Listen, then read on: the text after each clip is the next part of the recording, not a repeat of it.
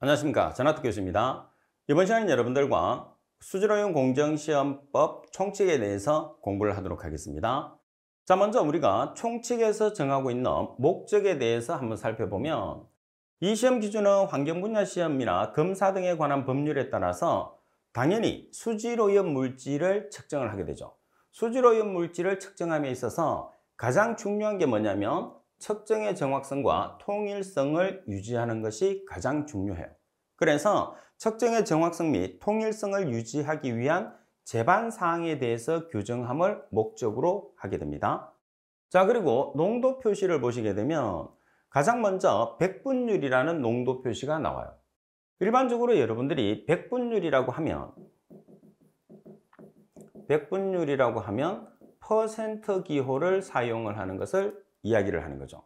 그러면 이렇게 퍼센트 기호를 사용했을 때 무게라는 그램으로 나타낼 때와 그리고 용량이라는 밀리리터로 나타낼 때 두 가지로 표현할 수 있어요.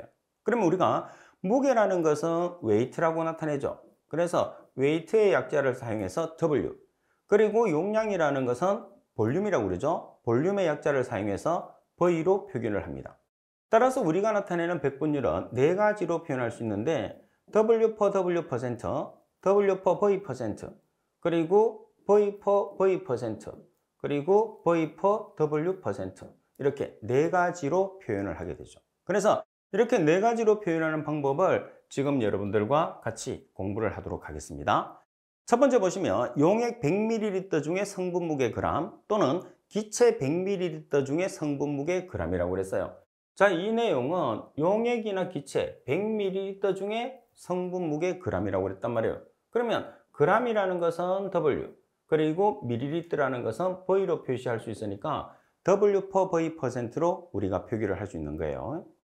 자, 그리고 두 번째 보시게 되면 용액 100ml 중에 성분 용량 밀리리터, 기체 100ml 중에 성분 용량 밀리리터라고 되어 있어요. 그래서 지금 여러분들 보시게 되면 액체나 기체 자체를 전부 다 밀리리터로 표시를 하고 있어요.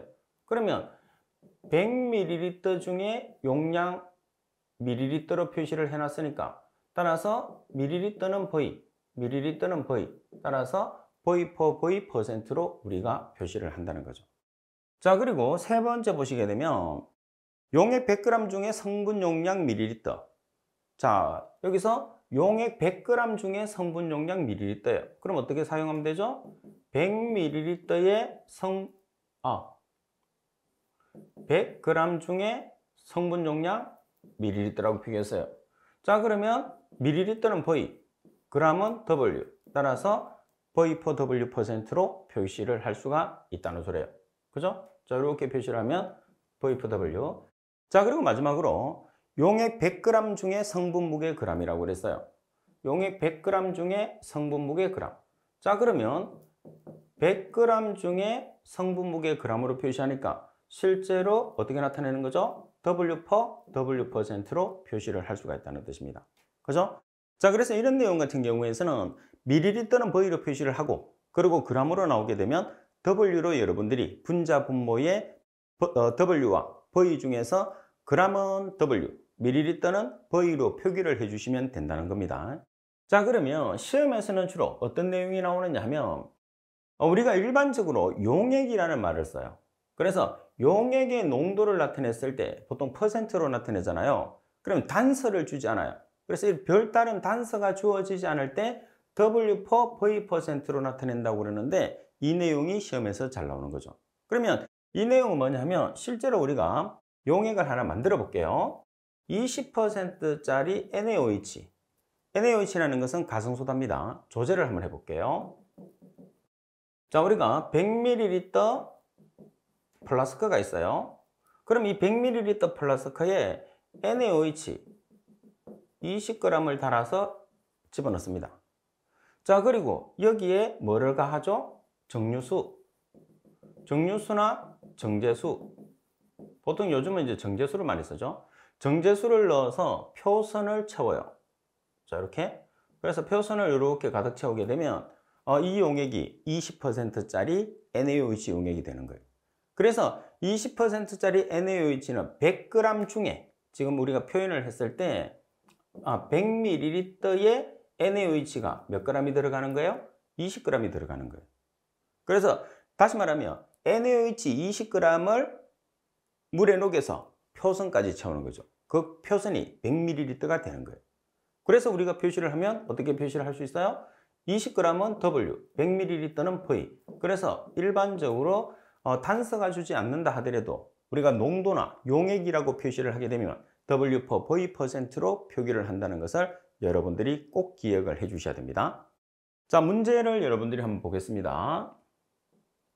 문제 1번에 보시면 100분율의 W per V%의 설명으로 알맞은 것을 찾으시오 그랬어요. 그럼 여기에서 W per V%라고 그랬단 말이에요.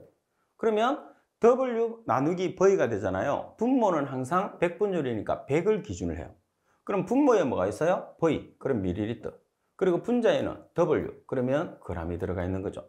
따라서 성분 용액 얼마 중에? 100ml 중에. 그래서 g으로 되어 있는 거는 지워냅니다. 따라서 100ml 중에 성분 용량이 있는 거예요? 무게가 있는 거예요? g이니까 무게가 있는 거죠. 따라서 답은이 정답. 그죠? 찾을 수 있겠죠? 그래서 여러분들이 이제 단위에 대한 개념만 정확하게 이해하고 있으면 이런 내용들은 상당히 쉽게 문제를 풀 수가 있습니다. 자, 그리고 두 번째 보면 천분율이에요. 천분율을 우리가 PPT라고 표기를 하고, 그리고 단위로 표시를 했을 때는 천분율은 PPT라고 표시를 하고 그램 퍼 리터나 그램 퍼 킬로그램의 기호를 사용해서 천분율로 표시를 합니다. 자, 반면에 100만 분율이라고 하면 ppm으로 표시를 하고 미리그램 퍼 리터나 미리그램 퍼 킬로그램으로 표시를 하게 되는 게 100만 분율이 됩니다. 자, 문제를 보시게 되면 ppm을 설명한 것으로 틀린 것을 찾으시오 그랬어요.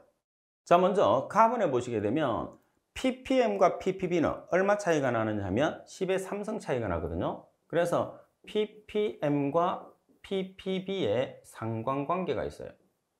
그러면 ppm이라는 것은 100만 분율 10의 마이너스 6성을 가지고, 그 다음 ppb라는 것은 10억 분율 10의 마이너스 9성의 값을 가지거든요. 두 개의 차이가 얼마 차이가 나느냐 하면 10의 3성만큼 차이가 나는데 ppm이 10의 3성 커요.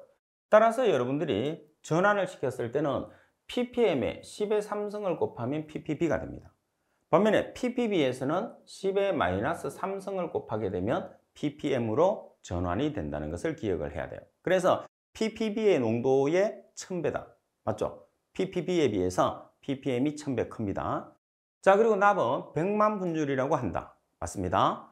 답은 미리그램 퍼 킬로그램으로 표시한다. 미리그램 퍼 리터 또는 미리그램 퍼 킬로그램으로 표시하죠. 자, 그리고 퍼센트의 1000분의 1이라고 그랬어요. 퍼센트의 만분의 1이죠. 자, 여기서 퍼센트의 만분의 1이 되는 이유가 뭐냐면 퍼센트는 100분율이에요. 그리고 ppm은 100만 분율이에요.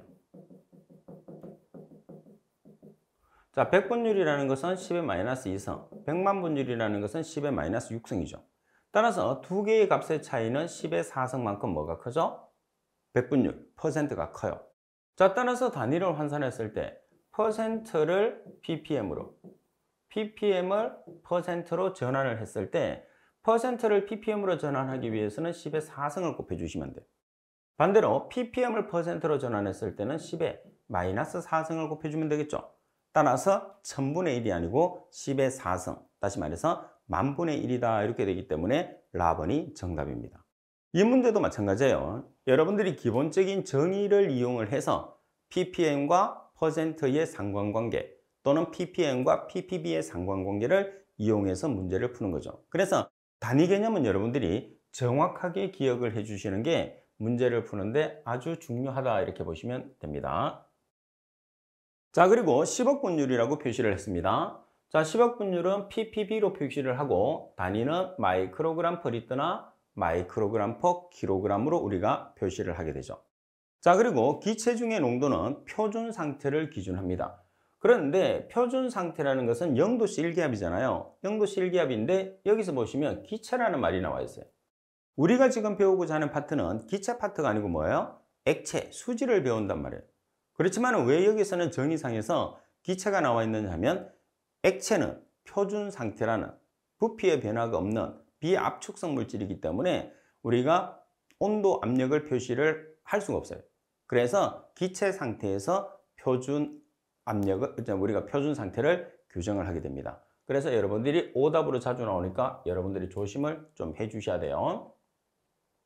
자, 그러면 예제 3번에 여러분들 보시면 농도 표시에 관한 설명으로 틀린 것은 10억 분율을 표시했을 때 마이크로그램 퍼 리터 또는 마이크로그램 퍼 킬로그램의 기호를 쓴다고 그랬어요.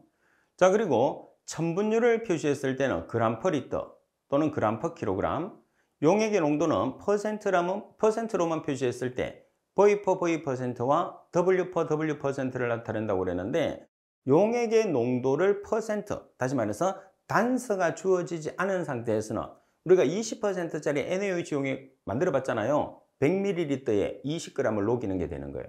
따라서 W 퍼 V 퍼센트로 표기를 해 주셔야 되겠죠. 그리고 용액 100g 중에 성분 용량을 표시했을 때는 V 퍼 W 퍼센트. 그래서 기준이 100g이에요. 그리고 100g 중에 밀리리터가 들어가 있으니까 100g이라는 게 W죠. 밀리리터는 V로 여러분들이 표기를 하게 되죠. 자, 그리고 이제 여러분들이 문제를 풀었을 때 100만 분율이라는 게 있고, 그리고 10억 분율이라는 게 있고, 1000분율이라는 게 있어요. 자, 단위를 나타냈을 때 여러분들이 헷갈리잖아요. 주로 이제 문자를 많이 쓰는 것은 100만 분율은 ppm, 10억 분율은 ppb라는 용어를 많이 써요. 1000분율은 ppt라는 용어는 잘 안 쓰죠. 그럼 이제 단위는 많이 쓰는데 100만 분율, 다시 말해서 ppm의 단위는 여러분들이 알고 있어요. 미리그램 퍼 리터 또는 미리그램 퍼 킬로그램이라고 알고 있단 말이에요. 그러면 1000분율이나 10억 분율은 굳이 여러분들이 암기를 안 하셔도 돼요. 기준은 전부 다 리터와 킬로그램 단위거든요. 이렇게. 그러면 100만 분율하고 10억 분율은 10의 3성 차이가 나요. 그래서 밀리그램보다 10의 3성 작은 게 뭐죠? 마이크로그램. 그럼 마이크로그램이라고 붙여주면 돼요. 자, 그리고 100만 분율하고 1000분율의 차이도 10의 3성 차이 나거든요. 그래서 밀리그램 대신에 그램을 집어넣어 주시면 돼요.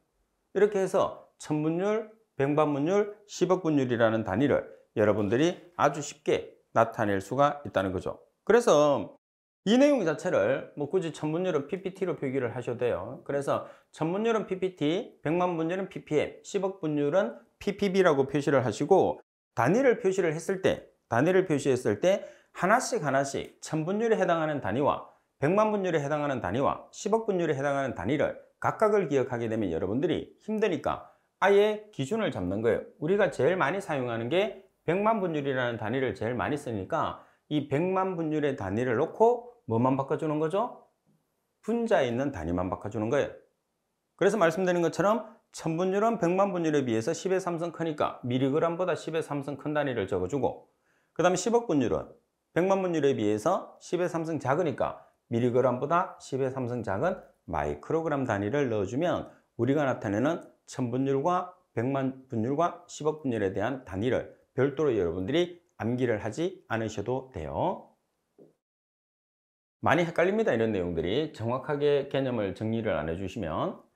자, 그리고 온도 표시입니다. 온도의 표시는 셀시우스법에 따라서 아라비아 숫자의 오른쪽에 도씨를 붙이게 됩니다. 그리고 절대온도라는 것은 K로 표시하고, 절대온도에서 0K라는 것은 마이너스 273도씨로 우리가 기준을 정하게 되죠. 자, 그리고 온도 표시에서는 여러분들 시험에서 상당히 자주 출제돼요. 그래서 2번에 나와 있는 온도와 3번에 나와 있는 온도는 우리가 꼭 기억을 할 수 있도록 해야 됩니다. 자, 먼저 표준 온도라는 것은 0도씨입니다. 0도씨. 표준 온도는 0도씨. 자, 상온은 실온 중에 포함이 되어 있는 거예요. 그래서 일반적으로 온도가 가장 넓은 범위의 온도는 실온이라고 해요. 따라서 실온은 1에서 35도씨를 실온이라고 하거든요. 그러면 1에서 35도씨라는 실온의 범위 중에 뭐가 있느냐 하면 상온이 들어가 있는 거예요. 그래서 상온은 15에서 25도씨. 자, 그리고 우리가 창고시라고 하면 따로 규정이 없는 한 0도씨에서 15도씨의 사이를 창고시라고 규정을 해요. 자, 그리고 냉수라고 하면 15도씨야. 온수는 60도에서 70도씨, 열수는 100도씨 이상. 그래서 여기서 특히 여러분들이 주의를 해 주셔야 되는 게 뭐냐면 온수, 그리고 찬곳, 그리고 냉수. 이거는 여러분들이 꼭 기억을 해야 돼요. 지금 보시다시피 찬곳이라는 것은 0도씨에서 15도씨라는 범위를 가지게 돼요. 숫자적인 범위가. 반면에 냉수라는 것은 같은 15도씨라도 그냥 15도씨 이하면 무조건 냉수라고 해요. 자, 그리고 온수라는 것은 60도에서 70도씨의 범위. 이 내용은 여러분들이 특히 신경을 써서 오답으로 자주 나오니까 여러분들이 잘 기억을 하고 계셔야 됩니다. 자, 그럼 온도에 대한 예제 문제를 한번 보겠습니다. 온도에 관한 내용으로서 틀린 것은 찬곳은 따로 규정이 없는 한 0도씨에서 15도씨. 자, 우리가 찬곳은 범위가 있습니다. 그죠? 0도씨에서 15도씨 맞습니다. 자, 그리고 냉수라는 것은 숫자적인 범위는 없죠. 냉수라는 것은 15도씨야. 그래서 찬곳과 냉수라는 것은 15도가 공통적으로 들어간다는 것을 여러분들이 먼저 기억을 해 주셔야 돼요. 자, 그리고 온수라는 것은 70에서 90도가 아니고 온수라는 것은 60도씨에서 70도씨를 온수라고 이야기를 합니다. 자, 그리고 상온은 실온 중에, 실온이라는 것은 1에서 35도씨. 이 1에서 35도씨 중에서 상온이라는 것은 15에서 25도씨를 상온이라고 합니다. 따라서 정답은 답은이 되겠죠. 자, 그리고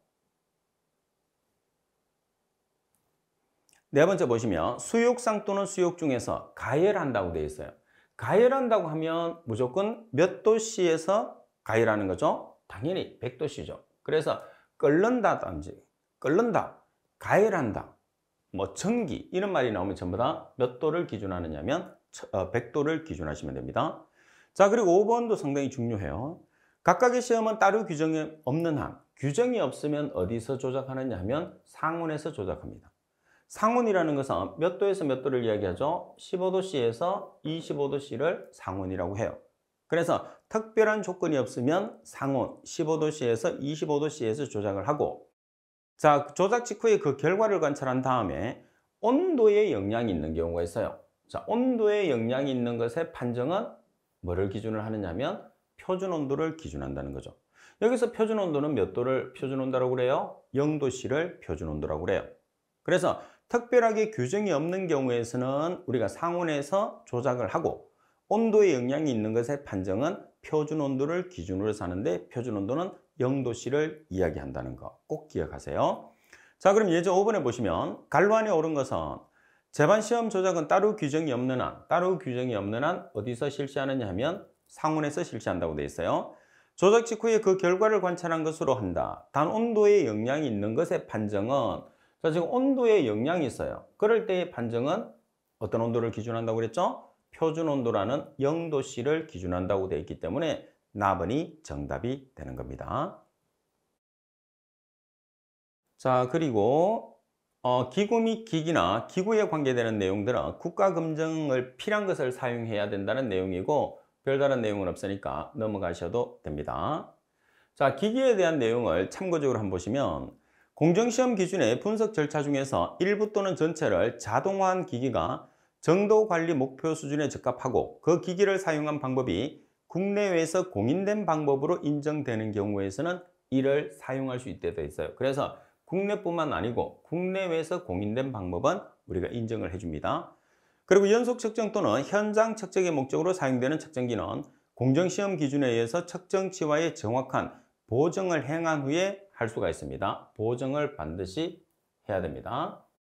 자, 그리고 분석용 저울은 0.1mg까지 달 수가 있어야 돼요.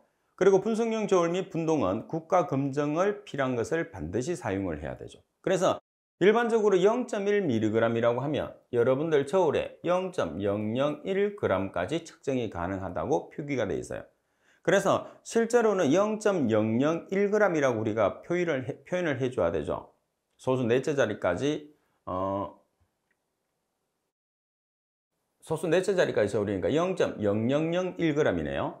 그래서 0.0001g이라고 하면 표현하기가 너무 힘들어요.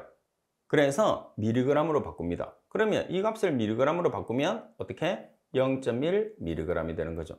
그래서 간단하게 우리가 표현하기 위해서 0.1mg까지 달 수 있다 이렇게 하는데, 실제로 표현은 그램으로, 저울은 그램으로 세팅되어 있죠. 그래서 그램으로 표시를 하기 때문에 0.0001g으로 표기를 해주는 게 맞습니다. 그래서 표현상에, 우리가 발음상에 힘든 이유로, 다시 말해서 혼란을 초래할 수 있기 때문에 공정시험 기준에서는 0.1mg으로 표시를 하고 있습니다. 자, 그리고 시약 및 용액에서, 시약이라고 하면 시험에 사용하는 시약은 우리가 1급 이상의 시약을 사용하시면 돼요. 그래서 1급 이상의 시약이라고 하면 특급 시약도 포함됩니다. 1급 위의 시약이 특급이거든요. 그래서 1급 이상의 시약만 사용하시면 되고, 자, 그리고 용액이라고 표기되게 되면 여기서는 여러분들이 헷갈리는 내용도 있을 텐데, 용액이 앞에 %라고 붙어 있어요. 그럼 20% 수산화 나트륨 용액이라고 하면 수용액이라고 하죠. 그래서 이 용액을 앞에서 한번 만들어 봤어요. 제가 어떻게 만들었죠? 자, 100ml 플라스크가 있습니다. 그럼 여기에 NaOH 20g을 집어넣었어요. 자, 그 다음에 정제 탄염수를 집어넣어서 표승까지 채웠어요. 이 용액이 20%가 되는 거죠. 그래서 20%가 되니까 우리가 100ml에 NaOH 20g을 녹이게 되는 거죠. 따라서 용액 100ml에 녹아 있는 용질의 그람수로 나타내는 거죠. 그 용질의 그람수라는 게 20g, 그리고 100ml라는 게 우리가 만든 용액의 전체량이 되는 거죠. 자, 그 다음에 두 번째 보시면 용액 다음에 갈로 안에 우리가 농도를 표시했을 때 노르말 농도를 N, 몰 농도를 M, 퍼센트 농도를 %라고 하죠. 이런 경우에서는 갈로 안에 표시하는 것을 원칙으로 한다고 생각하시면 돼요. 그러면 여기서 이제 중요한 것은 뭐냐면 3번과 4번입니다. 일반적으로 용액의 농도를 표시했을 때 이렇게 화살표로 표시하는 경우가 있어요. 자, 그리고 더하기로 표시하는 경우가 있어요. 이 두 가지는 같은 뜻이에요. 서로 다른 뜻이에요. 반대되는 개념이에요. 그래서 화살표로 표기하고 더하기로 표기하는데, 이 화살표로 표기한다는 것은 뭐냐면 왼쪽에 있는 숫자가 작은 게 뭐를 뜻하느냐 하면 용질을 뜻해요. 그리고 화살표 오른쪽에 숫자가 큰 걸 뭐라고 하느냐면 총합이라고 해요.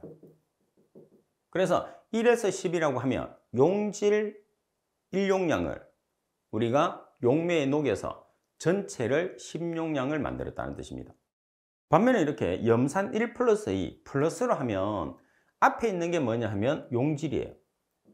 용질. 이 총합이 총량이 되는 거예요. 그래서 용질 1용량에 용매를 가해서 용매 2용량을 가해서 총 3용량을 만든다는 뜻입니다. 그래서 전체적인 우리가 합이 다르죠. 그러면 조금 더 쉽게 여러분들을 이해시키기 위해서 같은 내용을 한번 제가 설명을 한번 드리겠습니다. 우리가 표시를 했을 때 1에서 10, 그리고 1대 10, 그리고 1 플러스 10을 우리가 표시를 해요. 그러면 1에서 10으로 표기한 것은 용질 1용량에 용매를 가해서 총 10용량을 만든 거예요. 반면에 이 두 개는 용질 1용량에 용매 10용량을 가해서 총 11용량을 만든 거예요. 자, 그래서 얘는 용질 그리고 용매가 더해서 총합이 10인 거예요. 화살표 오른쪽에 있는 게 총합이에요. 반면에 몇 대 몇이나 얼마 플러스 얼마는 앞에 있는 숫자가 용질, 용질이 시약입니다. 용매는 물이라고 생각하시면 돼요. 그래서 용질에 요게 용매예요. 용매 10용량을 더해서 총합을 11로 만드는 거죠. 그래서 지금 몇 대 몇하고 얼마 플러스 얼마는 같지만 화살표는 서로 다른 뜻을 나타내는 거죠. 그래서 정확하게 여러분들이 구별을 하고 계셔야 됩니다. 자, 그리고 이제는 관련 용어, 공정시험 기준에서 사용되는 관련 용어들입니다. 시험 조작 중에서 적시량 30초 이내에 조작된 것을 이야기합니다. 시험에서 상당히 잘 나오죠. 그래서 일반적으로 우리가 적시라는 것은 30초 이내 꼭 암기. 그리고 감압 또는 진공이라 하면 얼마를 이야기하느냐면 15mm Hg 이하입니다. 그러면 여기서 적시라는 것은 30초 이내지만은 감압 진공은 오답으로 출제했을 때 감압의 반대가 뭐예요? 가압이에요. 그래서 다음 설명이 잘못된 것을 찾으시오 이렇게 나왔을 때 감압 대신에 가압으로 오답을 만들고, 그 다음에 15mm Hg 이하의 반대가 뭐예요? 이상. 그리고 미리 Hg 단위하고 우리가 많이 쓰는 Hg하고 비슷하게 쓰는 단위가 뭐예요? 서로 완전히 상반되는 개념이 H2O. 그래서 Hg는 수온의 단위죠. H2O는 물의 단위예요. 그래서 15mm Hg 이하가 맞는 말인데 15mm Hg 이상이나 또는 15mm H2O 이하 이런 식으로 감압 또는 진공에 대한 설명은 아주 다양하게 여러분들 시험에서 출제를 하기 때문에 정확한 개념을 이해를 하지 않으면 여러분들이 상당히 헷갈리는 내용이 많을 수가 있어요. 그래서 정확한 개념으로 공부를 해 주셔야 된다는 게 핵심 포인트. 자, 그럼 여기서 진공이라 하면 일단 15가 나와야 돼요. 그죠? 15가 아닌 걸 지워. 그리고 미리 Hg가 나온 걸 찾아야 돼요. 그러면 가번이 정답입니다. 자, 그리고 여러분들 계속해서 보시게 되면 이상과 초과, 이하와 미만이 있어요. 그러면 이상이라는 값과 그리고 이하라는 값은 기준점을 포함하죠. 반면에 초과와 미만이라는 것은 기준점을 포함하지 않아요. 그 다음에 A에서 B라고 하면 기준점을 우리가 포함합니다. 왜? A 이상 B 이하기 때문에. 자, 그리고 바탕시험을 해서 보정한다는 것은 일단 여기서 바탕시험을 한다는 것은 시료를 사용하지 않습니다. 바탕시험은. 그리고 보정을 한다는 것은 조작한 측정치를 빼는 것을 이야기해요. 이게 가장 핵심입니다. 그래서 바탕시험을 해서 보정을 한다고 하면 시료에 대한 처리 및 측정을 했을 때 시료를 사용하지 않고 같은 방법으로 조작한 측정치를 빼는 것이라는 것을 꼭 기억을 해야 됩니다. 우리가 시료를 사용하잖아요. 그리고 우리가 조작한 측정치를 빼주는 걸 바탕시험을 보정한다. 그리고 방울수도 단독적으로 상당히 많이 나오죠. 방울수는 20도씨에서 정제수 20방울을 적화했을 때 그 부피가 얼마가 되는 거? 1ml가 되는 거. 그래서 20, 21 이렇게 기억하시면 됩니다. 자, 20도씨라는 것은 우리가 상온 중에서 20도를 기준하죠. 그래서 20방울을 적화했을 때, 떨어뜨렸을 때 1ml가 되는 것이 방울수의 정의. 아주 중요합니다. 자, 방울수를 올바르게 정의한 것은 일단 온도가 20도가 돼야 돼요. 4도씨 지웁니다. 그 다음 몇 방울을 적화해야 되느냐? 20방울. 그래서 20도씨에서 20방울을 적화했을 때 1ml가 되는 것이라고 했으니까 나번이 정답이 되는 거죠.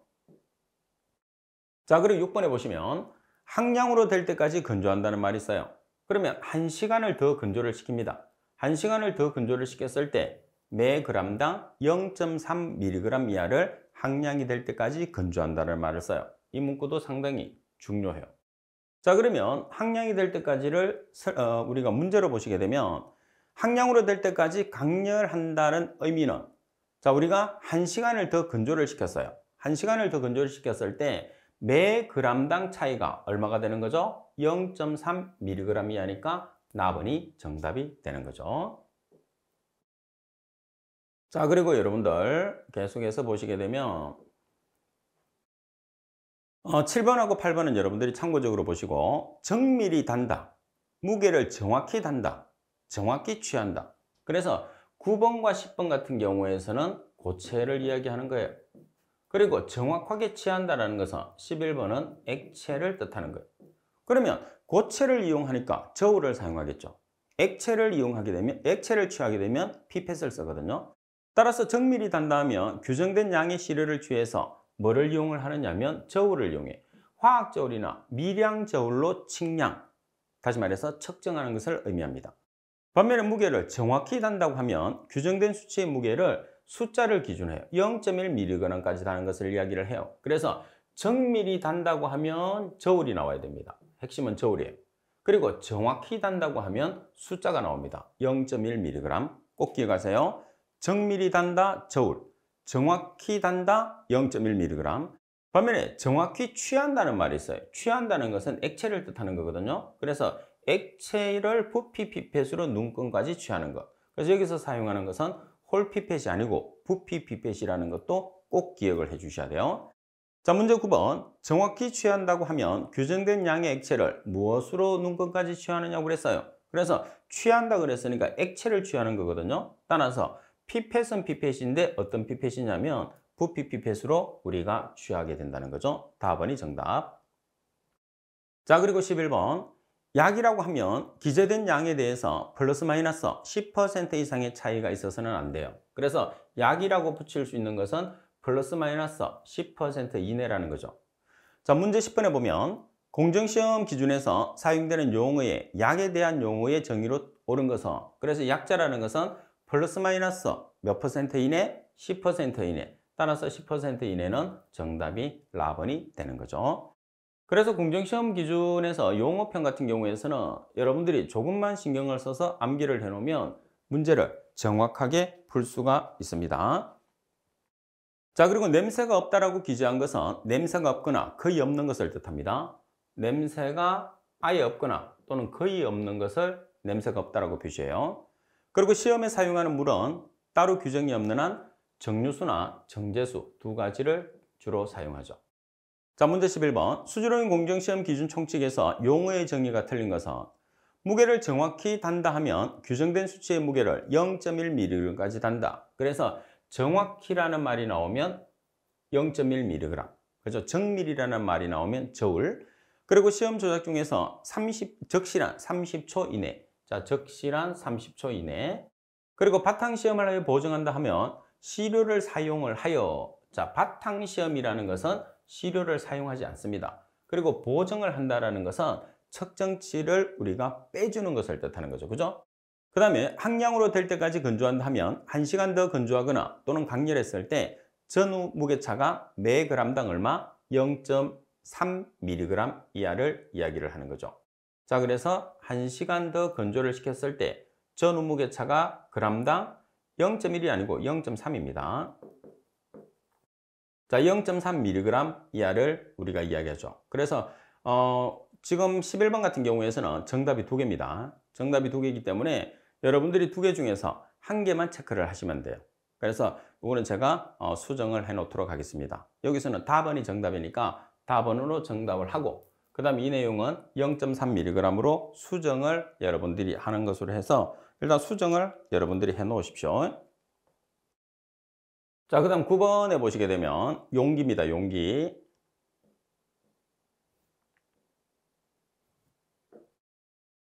용기를 하면 시험 용액 또는 시험에 관계되는 물질을 보존, 운반 또는 조작하기 위해서 넣어두는 것으로 시험에 지장을 주지 않도록 깨끗한 것을 뜻한다. 따라서 밀폐 용기를 먼저 보시면 밀폐 용기를 하면 취급 또는 저장하는 동안에 이물이 들어가거나 내용물이 손실되지 않도록 보호하는 용기. 그래서 밀폐 용기의 핵심은 뭐가 되느냐 하면 이물질이 되는 거예요. 밀폐 용기는 이물질. 자, 문제를 보시면 취급 또는 저장하는 동안에 이물이 들어가거나 또는 내용물이 손실되지 아니하도록 보호하는. 그래서 이물질에 관계되는 것은 밀폐 용기. 그죠? 자, 그리고 다른 내용들을 보겠습니다. 3번에 기밀 용기를 하면 취급 또는 저장하는 동안에 밖으로부터 공기 또는 다른 가스가 침입하지 아니하도록 내용물을 보호하는 용기. 기밀 용기라고 하면 여기서 공기 또는 다른 가스라는 거.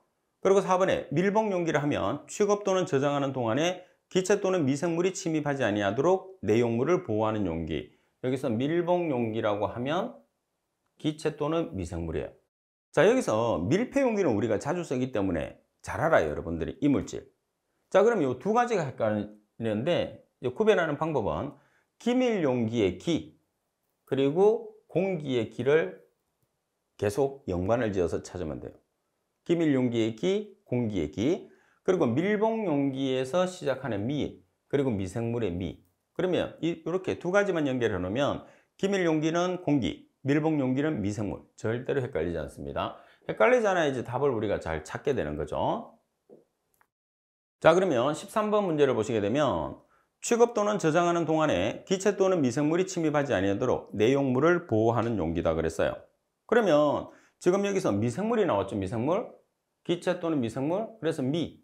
그러면 미로 시작하는 게 있어야 돼요. 그래서 밀봉용기, 밀폐용기가 있는데 밀폐용기는 이물질이잖아요. 그래서 밀봉용기의 미, 그래서 가번이 정답이 되는 거죠. 그죠? 자, 그 다음에 기밀용기의 기는 공기입니다. 공기. 밀폐용기는 이물질. 잘 기억하세요. 그리고 마지막으로 차광용기를 하면 여기 광자가 들어가 있죠. 광이 들어가 있으니까 광선을 차단하는 거죠. 광선이 투과하지 않는 용기 또는 투과하지 않게 포장을 한 용기이며 취급 또는 저장하는 동안에 내용물이 광학적 변화를 일으키지 아니하도록 방지할 수 있는 용기를 차광용기라고 한다고 했어요. 그래서 우리가 용기 같은 경우에서 제가 간단하게 설명드린 것처럼 여러분들이 정리를 해서 알아놓으면 상당히 편해요. 내용 자체를 서술형으로 기억을 하기에는 우리가 공부하는 양이 너무 많아요. 그래서 간단하게 줄일 수 있는 내용들은 여러분들이 정리를 해서 기억을 하고, 그리고 간단하게 줄인다고 하더라도 여러분들이 항상 예전 문제를 봐서 문제의 유형을 파악을 해야 돼요. 그래서 문제의 유형에서 답을 찾을 수 있게끔 여러분들이 정리가 돼야 되는 거지, 자기 나름대로만 정리를 한다고 해서 답을 찾을 수 있는 것은 절대로 아닙니다. 자, 이번 시간 수업은 이것으로 마치도록 하겠습니다. 수고하셨습니다.